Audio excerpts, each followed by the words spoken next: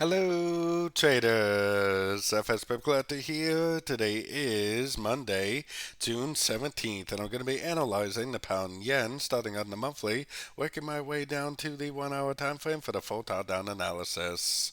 So, on the pound yen, I'm definitely still looking at this as 5 ways up for an A. I still think this is extremely clearly 3 ways down for a B.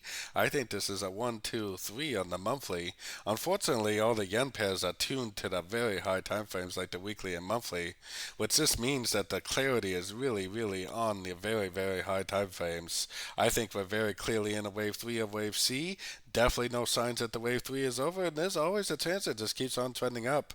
Eventually, it's going to have to make a wave 4 and a wave 5, but there's not even any evidence that the wave 3 of C is over yet. Going down to the weekly, even on the weekly, we are definitely making higher highs, higher lows. I don't even see a fib bounce. I don't see a lower high. I see no reason at all to believe that the wave 3 trend is over. Going down to the daily time frame, basically the only strategy I think in any one of these yen pairs is to buy every single 3-way pullback you see for the continuation of the uptrend. 1, 2, 3 ways down, go long. 1, 2, 3 ways down, go long. 1, 2, 3 ways down, go long for the continuation of the uptrend. All you have to do is zoom out on the 4-hour or daily time frame, and you'll see why buying every single dip you see is such an amazing strategy. And until there's evidence that this wave 3 is over, I am definitely doing nothing but buying 3-way pullbacks for the continuation of the uptrend. Going down to the 4-hour time frame, I'm wondering if this is already made 3 ways with a higher high wave B. 1, 2, 3 waves down, 50% fib, impulsive up. I wouldn't be surprised if this thing just kept on trending, making those higher highs and higher lows. Heading right down to the 1 hour time frame.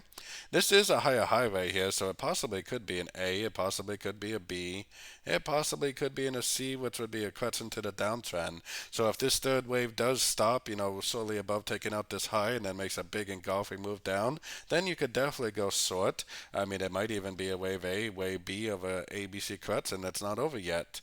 But I would have to see a pretty impulsive move down, something like this to really go short. Otherwise, I think you need to continue to look for longs. I think there's a better chance that it just keeps on making those higher highs, higher lows, and that buying the dip on the yen pairs at the end of 3-way pullbacks, 1, 2, 3 ways down, 1, 2, 3 ways down. Even this right here is a big 1, 2, 3-way pattern. 1, 2, 3. Just continue to buy those 3-way pullbacks for the continuation of these uptrends. These uptrends have been going on for the better part of 4 years now, and there's still no signs that it's over. So I don't know about you, but I am definitely not trying to buy the top of a 4-year uptrend. I would much prefer to just go long at the end of every pullback I see for the continuation of these big uptrends. So don't forget to join my free Discord channel, which is linked down here in the corner. And don't forget to check out my website if you'd like to get access to my daily live Zoom meetings and my swing trade setups. As always, thank you and happy trading.